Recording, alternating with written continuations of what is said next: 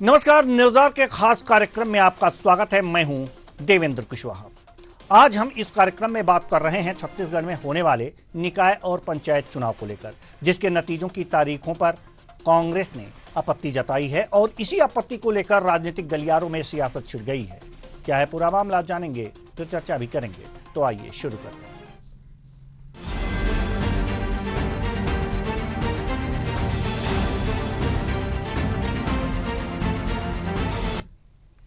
छत्तीसगढ़ के deputy CM Arun Sao ने कहा है कि सरकार की मंशा के अनुरूप राज्य निर्वाचन आयोग ने तारीखों की घोषणा की है। पहले ज्यादा समय लगता था, लेकिन अब कम समय में ही चुनाव संपन्न हो जाएंगे और नतीजे भी आ जाएंगे, जिससे विकास कार्य के लिए और समय मिलेगा। सुनिए अरुण साव डिप्टी सीएम ने क्या कुछ कहा।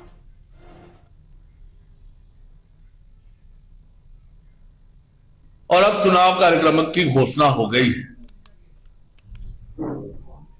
और सरकार की मंशा के अनुरूप राज्य निर्वाचन आयोग ने एक साथ चुनाव के कार्यक्रमों की घोषणा की है। जब दोनों चुनाव अलग अलग हुआ करते थे तो लगभग 80 दिन आचार संहिता लगता था और इस बार लगभग 35 दिन में ही दोनों चुनाव संपन्न हो जाएंगे।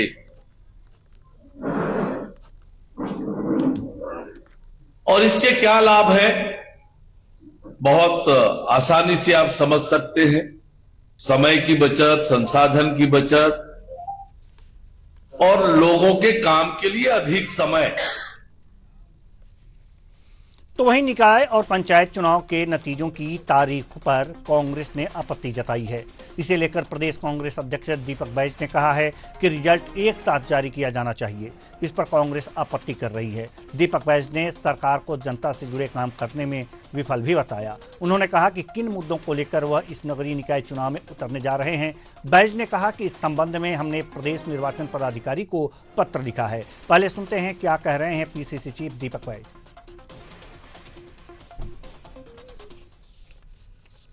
अधिसूचना एक साथ जारी हुआ और नगरीय निकाय चुनाव सिंबल पे है और पंचायत चुनाव नॉन सिंबल पे। लेकिन हर पार्टियां तो लड़ती है चुनाव। बीजेपी चुनाव अपने समर्थित प्रत्याशी को लड़ाती है, कांग्रेस अपने समर्थित प्रत्याशी को लड़ाती है, अन्य दल भी अपने समर्थित प्रत्याशी को लड़ाते हैं। तो कहीं ना कहीं चुनाव परिणाम में जब इसका असर होगा, तो इसलिए कि हमारी मांग है कि परिणाम एक साथ घोषित होने चाहिए। देखिए, हमारी तो मांग है कि परिणाम एक साथ आना चाहिए, लेकिन हमको पूरा भरोसा और विश्वास है सरकार की एक साल की नाकामी का जवाब जनता देगी और जनता सवाल करेगी कि एक साल में सरकार सभी मोर्चे पर विफल हो चुकी है। तो चुनाव की तारीखों और परिणाम की तारीखों पर जो है चिक हो रही है, राजनीति हो रही है। राज्य निर्वाचन आयोग ने चुनाव की घोषणा कर दी, तारीखों का ऐलान कर दिया, परिणाम के तारीखों का ऐलान कर दिया है। लेकिन जो त्रिस्तरीय पंचायत चुनाव हैं उनके चुनाव की तारीखों पर तो नहीं, लेकिन जो एक के बाद एक परिणाम घोषित होने की बात हो रही है उस पर कांग्रेस ने आपत्ति जताई है। जो तारीख हैं उनके बारे में मैं बता दूं कि 17 और 20 और 23 फरवरी को मतदान होगा, लेकिन 18 और 21, 24 फरवरी को पंचायत चुनाव के परिणाम आएंगे। यानी कि सीधे सीधे ये कहा जा सकता है 17 को चुनाव, 18 को परिणाम, 20 को चुनाव, 21 को परिणाम और 23 को चुनाव, 24 को परिणाम। कहने का तात्पर्य है कि जो पंचायत चुनाव होते हैं वो सिंबल पे नहीं होते हैं, अभी दीपक बैज जी ने भी कहा। लेकिन पार्टियां अपने अपने प्रत्याशी तो लड़ाती हैं, इसलिए उनका कहना है कि इस पर इसके चुनाव परिणामों पर प्रभाव पड़ेगा कि कौन सी पार्टी ज्यादा सीटें निकाल रही है, और इसीलिए उन्होंने पत्र लिखा है। आज इसी मुद्दे पर हम चर्चा करेंगे। चर्चा के लिए हमारे साथ जो मेहमान जुड़े हुए हैं उनसे आपका परिचय करा दें। कृतिका जैन जी, बीजेपी प्रवक्ता, बहुत बहुत स्वागत है आपका हमारे इस कार्यक्रम में। प्रगति वाजपेयी जी, कांग्रेस प्रवक्ता, आपका भी बहुत बहुत स्वागत है हमारे इस कार्यक्रम में। आर के शुक्ला जी, वरिष्ठ पत्रकार, आपका भी बहुत बहुत स्वागत है हमारे इस कार्यक्रम में। चर्चा की शुरुआत अगर जो हम करें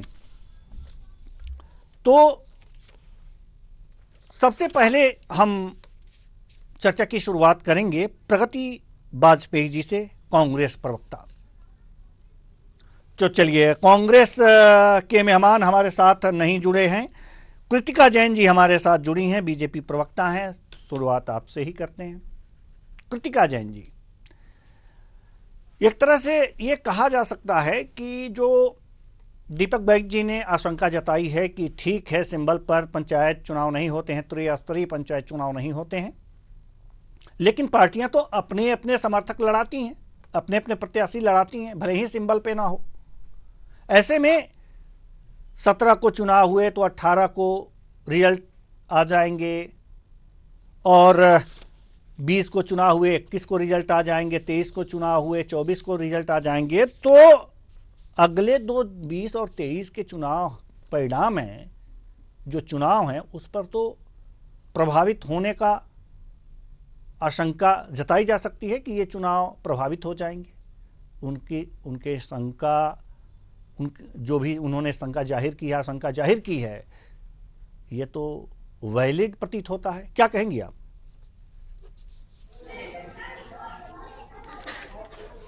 डर वाजिब नहीं होता। वो डर रहे इसलिए हैं क्योंकि उन्होंने जो 5 साल घोटालों की सरकार चलाई है, उसके बाद उनका डरना वाजिब बात है, क्योंकि उन्हें पता है कि 5 साल का वो मूल्यांकन कर रहे हैं, लोगों तक उनका कोई ऐसा काम ले जाने को नहीं है जिससे वो लोगों से वोट मांग सके। तो ये सिर्फ लोगों को बरगलाने के लिए और भड़काने के लिए ये प्रयास कर रहे हैं। रही बात, दीपक बैस जी ने स्वीकार कर लिया है कि वो हार रहे हैं। मतलब आप ये मान के चल रहे हैं कि भाजपा जीत रही है, तभी तो प्रभाव पड़ेगा ना। अगले वोट पे प्रभाव कब पड़ेगा? जब भाजपा जीतेगी। अगर वोट जीतते तो उनको तो खुशी की बात थी कि भाई प्रभाव पड़ेगा लोगों पे, पर वो मान करके चल रहे हैं कि नगरीय निकाय चुनाव हम जीत मतलब रहे आप ये भी मान रही हैं, चुनाव में उसका बीजेपी ये भी मान रही है कि नहीं, प्रभाव पड़ सकता है? आप मान रही हैं? देखिए, प्रभाव पढ़ने ना पढ़ने की बात ऐसी है कि ये सबसे कठिन चुनाव की चयन का समय है। मतलब ये सबसे कठिन चुनाव है। लोगों से डायरेक्ट जिसका कनेक्शन होगा वो जनप्रतिनिधि जीतेगा।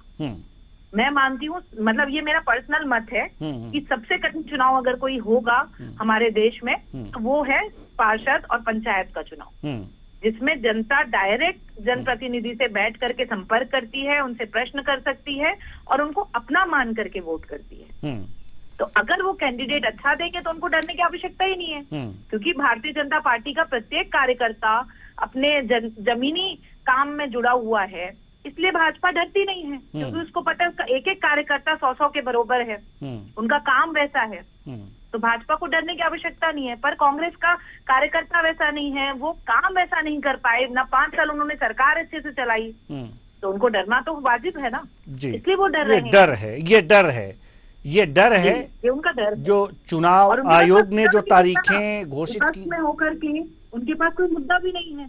जी, मुद्दा भी नहीं है, डर है।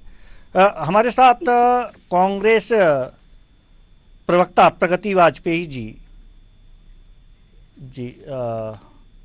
एक बार फिर हम अपने दर्शकों से माफी चाहेंगे कि जुड़ नहीं पाई हैं अभी प्रगति वाजपेयी जी, तो इनका पक्ष हम अभी नहीं ले पाएंगे। लेकिन हमारे साथ आर के शुक्ला जी वरिष्ठ पत्रकार मौजूद हैं। आर के शुक्ला जी, जैसा कि अभी कृतिका जैन जी कह रही थी, क्या आपको लगता है कि इससे पहले इस तरह के तारीखों की घोषणा की गई थी कि एक दिन, चाहे पंचायत चुनाव की ही बात कर रहे हैं, पंचायत चुनाव में कि एक दिन चुनाव हो, दूसरे दिन परिणाम हो, फिर दूसरे चरण का चुनाव हो, फिर उसके अगले दिन परिणाम हो, फिर तीसरे चरण का चुनाव हो, फिर उसके अगले दिन चुनाव परिणाम हो? क्या इस तरह के छत्तीसगढ़ के इतिहास में कभी राज्य निर्वाचन आयोग ने इस तरह की तारीखों की घोषणा की थी?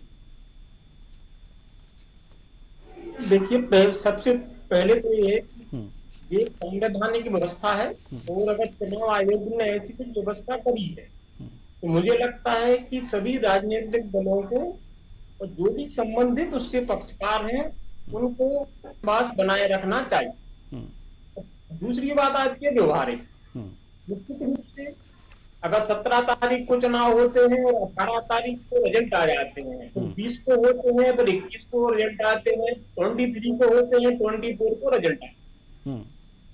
तो इसमें भी मुझे कुछ अनुचित नजर नहीं लगता, लेकिन ये भी हो सकता है कि पहले आप सभी चरण के चुनाव करा लें, फिर एक साथ 24 की जगह 25 को आप सभी के रिजल्ट डिक्लेयर कर दें। उससे क्या होगा, ये बात देखती है कि एक चुनाव किसी राजनीतिक दल के सिंबल पे तो नहीं लड़े जाएंगे, लेकिन लड़के राजनीतिक दल ही, ठीक है, तो उनके जो कार्यकर्ता है या उनके नेता है, उनके स्थानीय चुनाव है, पंचायत के है, नगर निगमीय चुनाव है, एक नगर निगम या एक पंचायत की सीमा दूसरी पंचायत से भी कनेक्ट रहती है। ये भी संभव है, ऐसा हो सकता है। और इसमें भी अगर कांग्रेस ऐसी मांग कर रही है तो उनकी मांग भी जायज है। अब रहा सवाल ऐसा कि इतनी लंबी प्रोसेस चलेगी, अगर चुनाव कम समय में हो जाते हैं, उससे निश्चित रूप से हमारी जो राजस्व है उसमें तो बचत होती है, क्योंकि कोई चुनाव की में जो जितना भी अमला काम करता है, सरकारी अमला है, सुरक्षा है, तो जितने लंबा चुनाव चलेगा उतना ज्यादा खर्चा बढ़ेगा। वो खर्चा आना तो जनता के ही सिर पर है। तो मुझे नहीं लगता कि इसमें कुछ भी गलत है, लेकिन कांग्रेस की मांग भी अनुचित नहीं है। कांग्रेस की मांग भी अनुचित नहीं है। प्रगति वाजपेयी जी, कांग्रेस प्रवक्ता, जब सिंबल पे नहीं लड़े जा रहे हैं चुनाव पंचायत के, और जहां तक हमें मालूम है कि जो स्थानीय ये पंचायत के चुनाव होते हैं वो व्यक्तिगत ज्यादा होते हैं, जो उम्मीदवार होता है, जो प्रत्याशी होता है, वो लोगों के बीच कितना लोकप्रिय है अपने व्यक्तिगत व्यवहार के आधार पर चुनाव हारता और जीतता है। ऐसे में अगर जो राज्य निर्वाचन आयोग ने इस तरह के तारीखों की घोषणा कर ही दी है तो इससे तो ज्यादा अंतर आना नहीं चाहिए। अभी देखिए ना, कृतिका जैन जी कह रही थी कि तो हार के डर से इस तरह की बातें कर रहे हैं क्योंकि आप लोगों का कोई आधार नहीं है, जनाधार नहीं है, इस तरह की बातें कर रही थी। क्या कहेंगी आप? देखिए, भाजपा की प्रवक्ता मेरी बहन, उनको थोड़ा ज्ञान की कमी है। उन्हें बता दीजिए कि 2019 को जब पंचायत और निकाय चुनाव हुए थे तो 90% से ज्यादा सीटों पर कांग्रेस का कब्जा था। भारतीय जनता पार्टी दूर दूर तक कहीं नहीं थी। दूसरी बात, आप जो कह रहे हैं, तो पार्टी तो अपना अधिकृत प्रत्याशी, पार्टी की तरफ से प्रत्याशी उतरता है पंचायत चुनाव में, भले उनको पार्टी का सिंबल नहीं होता, लेकिन चाहे कांग्रेस हो चाहे भारतीय जनता पार्टी, वो पार्टियां तो प्रत्याशियों को सपोर्ट करती है, जो लड़ाई लड़ते हैं। हमारे अध्यक्ष दीपक बैद जी जो आवाज उठा रहे हैं, उनका कहना है कि जब आप अलग अलग चरणों में चुनाव करवा रहे हैं, नगरीय निकाय चुनाव अलग, पंचायत चुनाव अलग करवा रहे हैं, तो आप रिजल्ट अलग, नगरीय निकाय एक चरण में हो रहा है तो उसका रिजल्ट आप एक चरण में क्यों नहीं दे रहे? हम इस बात का प्रश्न उठा रहे हैं। और फिर दूसरी बात, सबसे बड़ी बात, कि यदि इन्हें डर नहीं तो ये फिर नगरीय निकाय को ईवीएम से कराने की बात करते हैं और पंचायत चुनाव को ये बात करते हैं बैलेट पेपर से कराने की। तो क्यों भारतीय जनता पार्टी की सरकार दोनों चुनाव बैलेट पेपर पे नहीं करा रही है? या दोनों चुनाव यदि करवाने हैं तो ईवीएम में क्यों नहीं करवा रही है? हमारी मांग है, यदि आपने एक साथ दोनों की अधिसूचना जारी की, पंचायत चुनाव और नगरीय निकाय चुनावों की, तो दोनों में इतना अंतर क्यों है? इसका रिजल्ट तब आएगा, इसकी वोटिंग तब होगी, ये निकाय चुनाव ईवीएम से होंगे, ये निकाय चुनाव बैलेट पेपर से पंचायत चुनाव होंगे।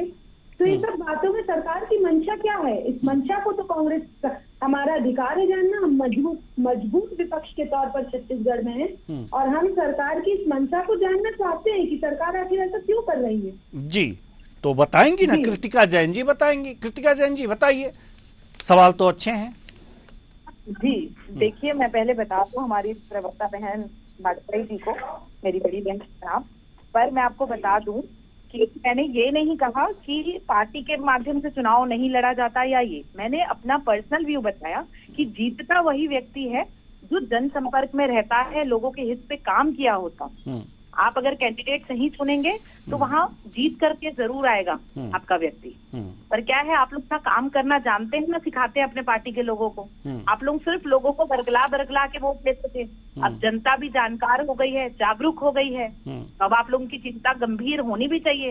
2019 में किसी कारणवश हम हार गए, ठीक है, बिल्कुल मानती हूँ मैं कि हमसे कुछ ना कुछ गलती हुई, हम शायद चूक कर गए जनता तक पहुंचने के लिए। पर वापस जो हम 5 साल बाद आए, जनता को भी समझ में आ गया कि कांग्रेस की सरकार ना वर्थ थी ना है। तो जनता ने हमें पूर्ण आशीर्वाद दिया। इवन आपने बोला उपचुनाव में आपको दिखने मिलेगा, लेकिन उपचुनाव में भी जनता ने हमें इतने प्रचंड बहुमत से आशीर्वाद दिया। आपने यूथ का भी यूज किया, पर फिर भी आपका जो एजेंडा था वो फेल हो गया। लोगों ने फिर भी आशीर्वाद भाजपा को दिया, जो 1 साल हमने काम किया उसको दिया। और आने वाले नगरीय निकाय चुनाव में भी आप देखने जाने वाले हैं कि भाजपा को पुरजोर समर्थन रहेगा, जनता का आशीर्वाद मिलेगा। और हमने जो 1 साल में काम किया है, चाहे वो महतारी बंधन के रूप में हो, चाहे वो किसानों में रहा हो, चाहे वो युवाओं के हित में रहा हो, जो कुछ कर सकती थी भाजपा की सरकार ने वो सब किया है और लोगों तक भाजपा के कार्यकर्ता पहुंचे हैं। और रही बात चुनाव की, तो मैं बता दूं कि ये चुनाव का जो अवधि है, जो डेट आई है, वो चुनाव आयोग के माध्यम से आई है। आप उनसे निवेदन कीजिए, आप उनसे आवेदन लगाइए। बिल्कुल नहीं, राज्य निर्वाचन आयोग, देखिए कृतिका जैन जी अरुण साहू जी ने ही ये बातें कही हैं कि शासन के मंशा के अनुरूप जो कमेटी बनी थी और जिसने प्रस्ताव भेजा था, उसी के अनुरूप राज्य निर्वाचन आयोग ने, ये बहुत अच्छी बात है कि राज्य निर्वाचन आयोग ने उसके अनुसार घोषित किया है। तो इसमें शासन की मंशा भी झलक रही है। उन्होंने कहा है, कहिए तो हम सुनवा दें उसको।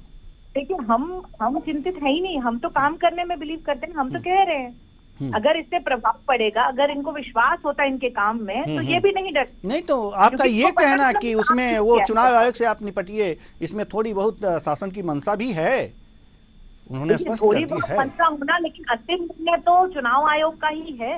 बिल्कुल, अंतिम निर्णय तो चुनाव आयोग का है जी। मानसिकता तो ये भी शेयर कर सकते थे अपनी, और कर रहे हैं जी। लेकिन निर्णय तो चुनाव आयोग का ही रहेगा इसमें जी। एक चीज और इन्होंने कही है कि प्रगति वाजपेयी जी ने कहा है कि बैलेट से क्यों पंचायत के चुनाव और ईवीएम से नगरीय निकाय चुनाव क्यों, ये भी सवाल इन्होंने उठाया है।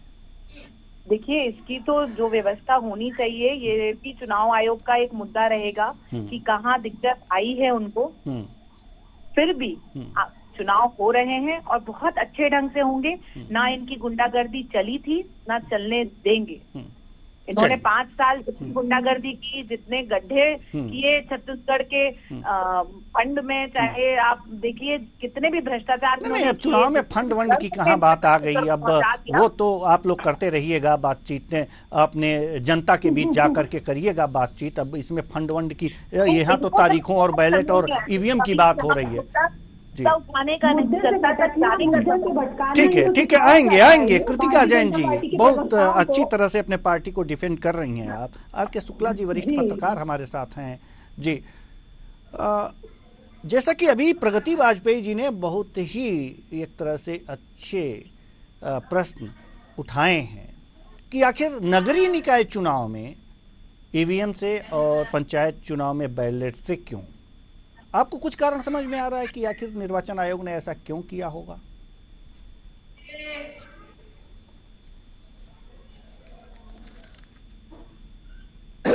देखिए, मैंने शुरुआत में ही कहा था कि संवैधानिक संस्थाएं जो भी निर्णय लेती हैं, सर्वप्रथम तो हमें इनका स्वागत किया जाना चाहिए। सवाल की निगम के चुनाव ईवीएम से हो रहे हैं, वो पंचायत के चुनाव बैलेट पेपर से हो रहे हैं। मुझे लगता है जो कांग्रेस पार्टी की राष्ट्रीय स्तर पे मांग है कि भाई चुनाव बैलेट पेपर से हो, तो उन्होंने एक बात बीजेपी की रख ली, एक कांग्रेस की रख ली। भाई अब आप चाहते हो कि चुनाव ईवीएम से हो तो ठीक है, नगर निगम के चुनाव ईवीएम से हो जाने दो। कांग्रेस चाहती है कि बैलेट पेपर से हो तो पंचायत चुनाव बैलेट पेपर से हो जाने। मुझे लगता है बैलेट पेपर हो या ईवीएम हो, इसको ज्यादा गतिरोध या अवरोध नहीं होना चाहिए जी। हाँ, चुनाव है, दोनों पार्टियां चाहे रूप से सिंबल नहीं है, लेकिन ये बात भी तो सही है कि जो भी उम्मीदवार है वो किसी न किसी राजनीतिक पार्टी के ही मेंबर होंगे, वो ही चुनाव लड़ेंगे, वो ही चुनाव जीत के आएंगे। आशा एक ये जाननी चाहिए कि आने वाले दोनों ही चुनाव निष्पक्ष रूप से हो, जनता को अपना प्रतिनिधि चुनने का स्वतंत्र रूप से बिना किसी दबाव के, बिना किसी लोक लालच के मौका मिलना चाहिए। जी, बिल्कुल सही बात आपने कहा है प्रगति वाजपेयी जी। अब वही प्रश्न आपके ऊपर आ गया कि एक तरफ कांग्रेस ये कहती है कि हम ईवीएम से चुनाव नहीं कराना चाहते, बैलेट से कराना चाहते हैं। तो अभी आपने ये भी कहा, नहीं, अभी आपने ये भी कहा कि या तो ईवीएम से ही करा लें या तो बैलेट से करा लें, दोनों चुनाव। एक को नगर निकाय से सुनवा देंगे हम आपको, प्रगति वाजपेयी जी सुनवा देंगे। आपने कहा है, अभी कहा है, हम झूठ नहीं बोल रहे। हाँ, तो सुन लीजिए, मेरा प्रश्न सुन लीजिए, उसके बाद जवाब दीजिएगा। आपने ये बात कही है कि या तो ईवीएम से या फिर बैलेट से ही चुनाव करा लें। तो अब ये दोनों बातें आ गई हैं। हम कह रहे हैं कि अगर जो पंचायत चुनाव बैलेट से हो रहे हैं तो उसका स्वागत करना चाहिए आपको। चलिए, कम से कम एक जगह तो चुनाव आयोग ने आपके कांग्रेस की बातें मान ली। वही तो मैं आपसे ये कहना चाह रही थी। आप मेरी बात को अन्यथा मैंने ये कहा, यदि सरकार की मंशा है बैलेट पेपर से कराना तो दोनों चुनाव, कि अधिसूचना साथ में जारी हुई है तो दोनों चुनाव को बैलेट पेपर से कराए, या मंशा नहीं है बैलेट पेपर से कराने की तो दोनों चुनाव को ईवीएम से कराए। मेरा ये मेरा स्टेटमेंट था। दूसरी बात जो वरिष्ठ पत्रकार जी कह रहे हैं, तो वही तो मैं भी प्रश्न उठा रही हूँ कि नगरीय निकाय के लिए क्यों उन्हें ईवीएम की जरूरत पड़ रही है। दूसरी बार हम कहीं डर नहीं रहे हैं। भाजपा की प्रवक्ता शायद बिना पढ़े यहाँ पर बैठी है, उन्हें ज्ञान की थोड़ी सी कमी है। मैं बता दूं कि आप देखेंगे यदि पिछला जो कार्यकाल था भूपेश बघेल जी का, मजबूर होकर इन्हें धान का समर्थन मूल्य देना पड़ा क्योंकि भूपेश बघेल जी ने दिया। पिछले 3 बार से हम रायपुर नगर निगम में काबिज हैं। आप चाहे कार्यकाल उठा लीजिए किरणमयी नायक जी का, चाहे कार्यकाल उठा लीजिए माननीय प्रमोद दुबे जी का, चाहे कार्यकाल उठा लीजिए आजाद केबर जी का। कितने हमने अवार्ड लेके आए जो नेशनल अवार्ड थे। राष्ट्र में सरकार, केंद्र में सरकार भारतीय जनता पार्टी की है और केंद्र से नगर निगम को पुरस्कार मिला।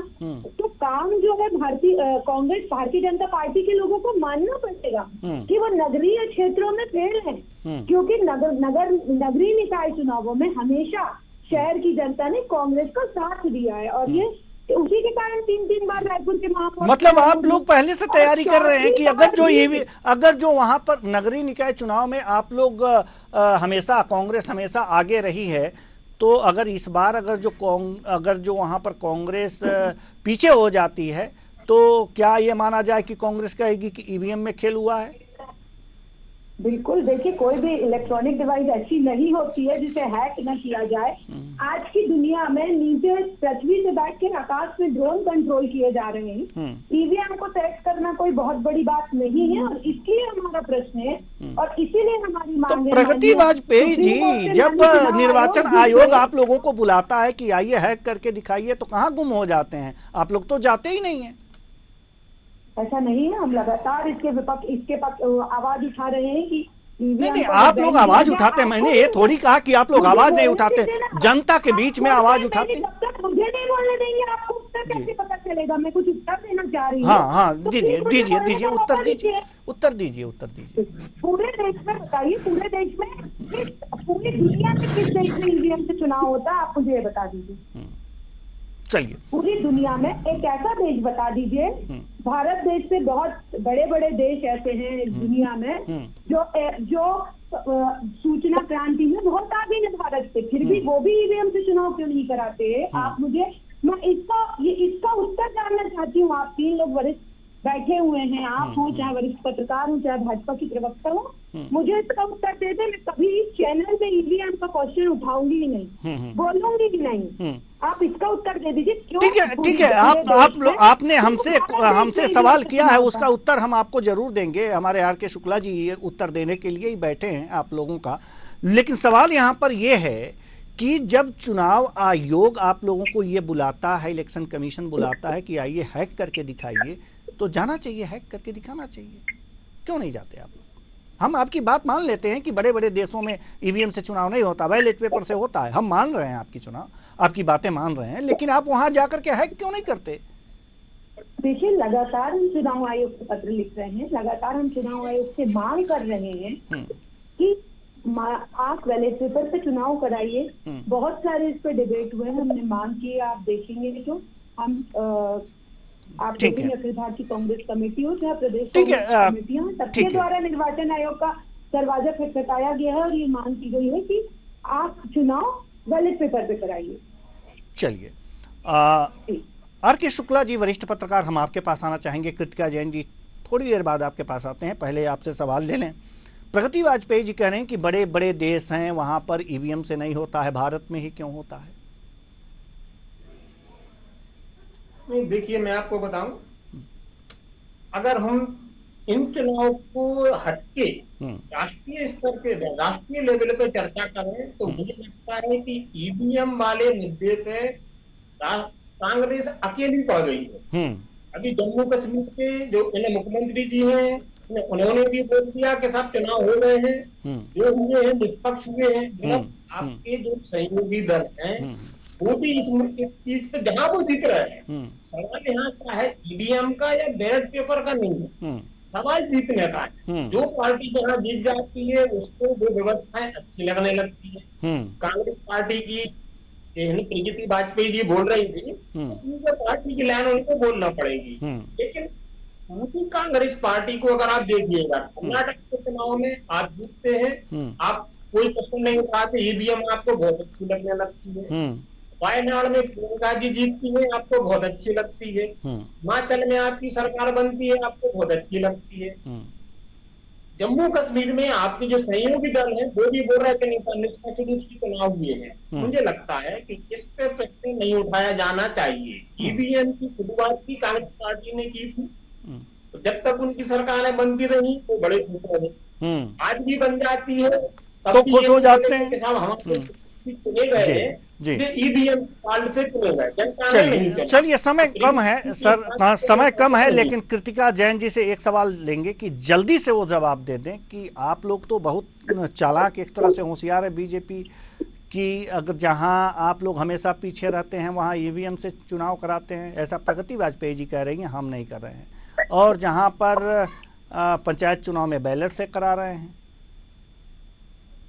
देखिए, पहले तो बता दूं, इनको कोई मुद्दा सरकार विपक्ष है, ठीक है, इनके पास मुद्दा नहीं है, तो ये जबरदस्ती मुद्दों को क्रिएट कर रहे हैं। इनको अभी मुद्दा से हट करके इनको जाना चाहिए जनता पे, इनको जाना चाहिए अपने काम को लेकर के। जब इनको लग रहा है वहाँ मजबूत है तो कम से कम उसको तो जनता तक ले जाओ। मुझे तो लगता है इन्होंने नगरीय निकाय पर कब्जा तो कर लिया था, पर इन्होंने काम नहीं किया संतुष्टिजनक।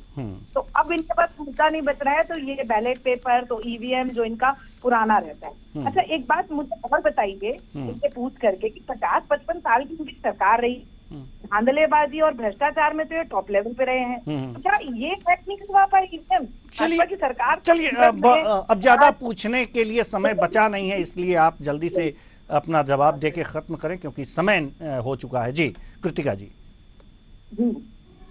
वही मैं उसका जवाब ही दे रही थी कि भाई अगर इनके पास था तो इन्होंने हैक क्यों नहीं किया, और फिर इनके आला कमान को बुलाया भी जाता है तो वो जाते नहीं है, क्योंकि उनको पता है वो चीज संभव नहीं है, तो जिसको मुद्दा बना रहे हैं वो चीज संभव ही नहीं, वो संभव ही नहीं है। बहुत बहुत धन्यवाद, बहुत बहुत धन्यवाद तीनों मेहमानों का, आप आए और अपने अपने विचार साझा किए।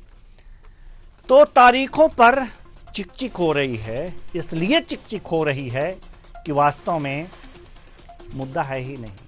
लेकिन हाँ, ये सत्ताधारी दल कह रहा है कि मुद्दा नहीं है। मुद्दा है या नहीं ये जनता जानती है, और वास्तव में किसके मुद्दे इस नगरीय निकाय चुनाव में और पंचायत चुनाव में चलेंगे ये देखने वाली बात होगी। फिलहाल इस कार्यक्रम में इतना ही, मुझे दीजिए इजाजत, नमस्कार।